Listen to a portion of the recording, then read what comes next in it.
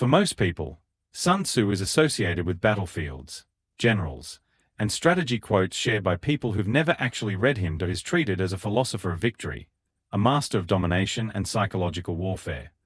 But that image completely misses the point, because when you strip away the slogans and the mythology, you find something far more interesting.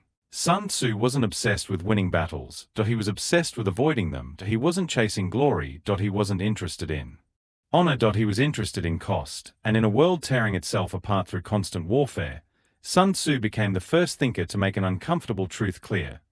The greatest threat to a state isn't the enemy in front of you, it's the bill that comes after. People think the art of war is about fighting. It isn't. It's about finance. Welcome to the history of finance, where money, power, and history collide, and nothing is ever as simple as it looks. To understand Sun Tzu's genius, you have to understand his world. China during the late spring and autumn period and the early warring states era was a landscape of fractured kingdoms, locked in endless competition. War was constant. Armies grew larger, campaigns lasted longer, and the cost of fighting exploded. States weren't just fighting enemies. They were stress testing their economies. Every time a ruler sent an army into the field, he was borrowing against the future: food, metal, labor, taxes, all of it drained at a scale no previous generation had experienced. A long campaign didn't just lose battles. It collapsed treasuries. Sun Tzu saw what others didn't.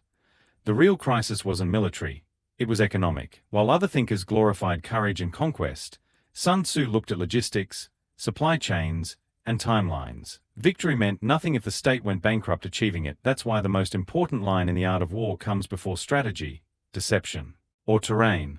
War is of vital importance to the state.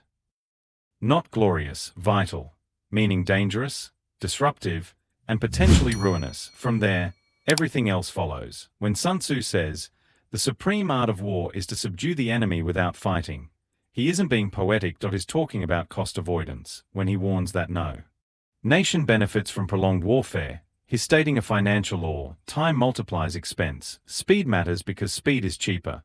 Intelligence matters because information saves money. Deception matters because it avoids attrition. Sun Tzu wasn't trying to win battles. He was trying to stop states from destroying themselves while chasing victory. This is why so much of the art of war is about logistics. He explains how distance increases cost, how feeding an army drains the treasury faster than paying soldiers, how prolonged campaigns collapse agricultural production. To a modern reader, it sounds less like poetry and more like a budget report. Even intelligence, for Sun Tzu, was about efficiency. One spy, he argued, could save an entire army from marching in the wrong direction. For knowledge wasn't wisdom, it was data. Sun Tzu understood something many leaders still forget: logistics don't support strategy. Logistics are strategy. At its core, the art of war is a book about opportunity cost. Every decision closes the door to a cheaper alternative. Every unnecessary battle burns capital that can never be recovered. Sun Tzu didn't oppose war. He opposed waste. And history proved him right. States that treated war as an economic instrument survived longer. States that treated it as a test of pride collapsed faster.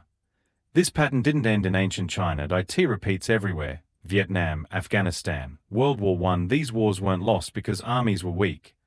They were lost because the financial systems behind them cracked.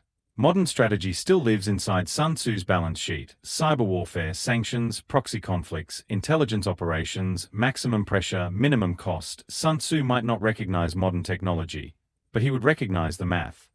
His true lesson is simple and uncomfortable: states don't fail because they lose battles. They fail because they drain the capital that holds them together. Sun Tzu wasn't teaching rulers how to conquer. He was teaching them how to survive. Not the philosophy of a warrior, but the philosophy of a steward. History doesn't repeat, but if you don't understand it, it will cost you all the same. If this gave you a new perspective, like the video, subscribe for more stories where money and history collide, and leave a comment. I'd love to hear your thoughts.